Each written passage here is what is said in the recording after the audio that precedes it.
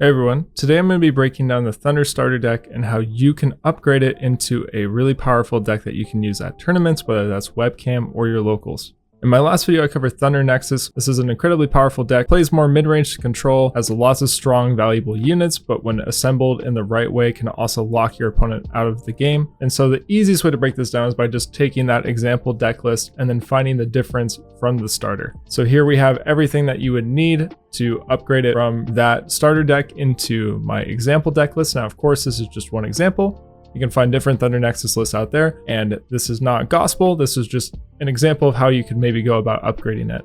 There are also other Thunder decks out there that splash into different colors, and so if this is not a deck that appeals to you, you can also just go and find other resources to maybe find a different deck, and then maybe use the same logic from this one to figure out how you want to upgrade into that. The biggest thing here is that there are a few copies missing. This is because the starter decks have a lot of 1-ofs and 2-ofs. We see here we're missing like one copy of Zeus and a copy of Astrap and Jolton. Now the problem is something like Zeus is a starter deck exclusive to set 1. You can pull it in Shattered Stars or as a full art in the booster boxes. While we could throw money at the problem, I would like to be as frugal as possible and try to give a really budget-friendly upgrade path. And I don't think that buying a whole other starter for an extra $20 just to get these last few pieces is really worth it. For this, I would recommend something like the Discord Marketplace or some of the eBay shops that exist for this game, because most of these are bulk. If you do have the access for those, I know there are problems in terms of geographical location. Hopefully, some of those can be useful to you, because this would really fix a lot of the problem. Because just buying that one last copy of Zeus and maybe some of these bulk cards that maybe in some Discords people would be more than willing to maybe throw in for little to no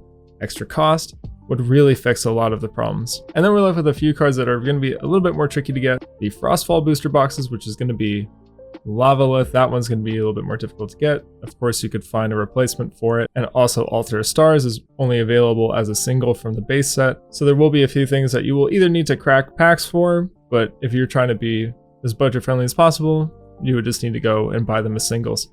However, if you do want to buy a secondary starter, whether that's just to have an additional deck to play or to fill out as many of these as possible before you go and start hunting for singles, I actually really do like the Cryo Scorch starter from Frostfall. This is the newest set for a couple different reasons.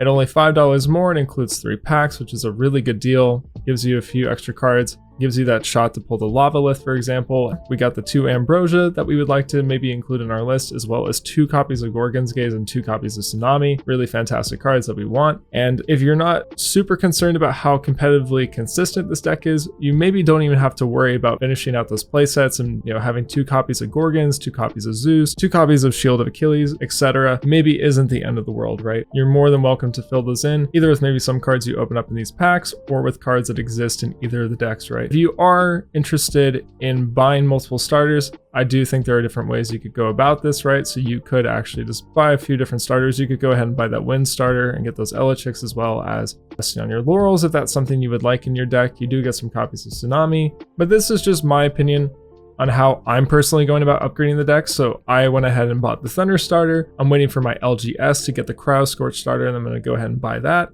And then I'm filling out the rest with singles. So I've already gone ahead and bought 3 Altar of Stars, and I'm going to look around and see if I can grab a few of those extra last cards that I'm missing, because I don't expect them to be very expensive. I'm hoping I can grab them for a very small cost. However, I am US based, so that does change things a lot. Hopefully this kickstarts your way into playing Elestrals. The starters do unfortunately come up a little bit short in terms of playsets, but hopefully there's been enough information that this gives you an idea of how you can go about upgrading. The starters are still really great value because they still include these staples, and some of them are starter deck exclusive. So if you're gonna buy into a deck with Zeus, you might as well start with the starter, because that at least gets you a bulk of the way there. However, you can always opt for the final option, which is buying the entire deck as singles. So I'll leave you all with that. Until next time, thank you for watching.